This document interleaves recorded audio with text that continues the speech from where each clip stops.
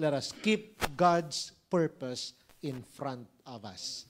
Let us keep God's purpose in front of you personally. Kung anong purpose ni God, ba't tayo nabubuhay, yan dapat ang nasa unahan ng ating buhay. Dahil pag hindi ang purpose ni God, mga kapatid, madidrain tayo. Malulubat tayo. Pero pag ang purpose ni God ang nasa unahan, doon tayo sumusunod sa layunin ng Panginoon sa ating buhay, ay hindi tayo malulubat. Lalo tayong marirecharge every hour, every day of our lives. Tingnan natin ang salita ng Diyos. Acts chapter 13 verse 36. Kung paano dito sa Israel si David ay palaging full charge. Kaya kayang labanan kahit Goliath, kahit giant, kasi full charge siya. Hindi siya natatakot, hindi siya nangangamba dahil ang purpose ni God ang nasa unahan niya. Ating basahin, Acts chapter 13 verse 36. Ready, go.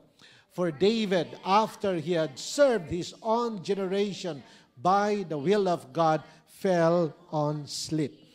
Yung sinabi doon na serve his own generation by the will of God, ang ibang translation ng pagsabi doon, according to the purpose of God.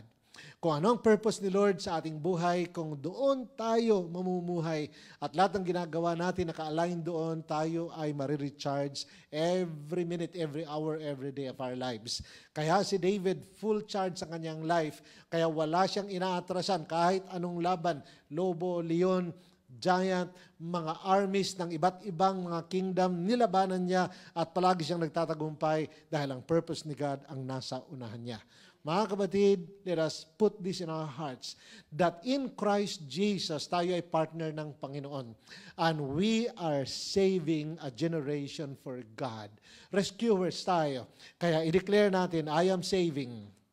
Sige, declare natin, I am saving a generation for God. I am saving a generation for God. Kaya tayo pumupunta sa mga gawain, katulad yun, yung Jerusalem kahapon, kaya tayo nagpipay ng price kahit kulang sa pahinga, no? Galing pa sa trabaho ang mga kapatid at marami pang ginawa sa work nila, pero dire-diretso by God's grace because we are saving a generation for our God.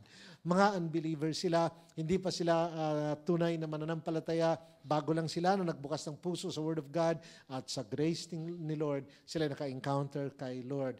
At sila ay nagkaroon ng assurance of salvation by faith at sila ay nagkaroon ng genuine repentance. Binuhos nila ang kanilang puso sa Panginoon at Sister Marisa andon witness kung paano basang-basa ang kanyang shoulder ng puro luha ng pagsisisi dahil sa pagkilos ng Holy Spirit sa kanilang life.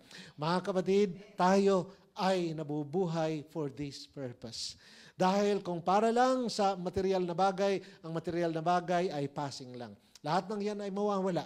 Pero sabi ni Lord, mag-ipon tayo ng kayamanan sa kalangitan na hindi kayang nakawin, hindi kayang kalawangin. Pero ang kayamanan sa langit, ito yung ating paglilingkod sa ating Panginoon, our purpose in our existence.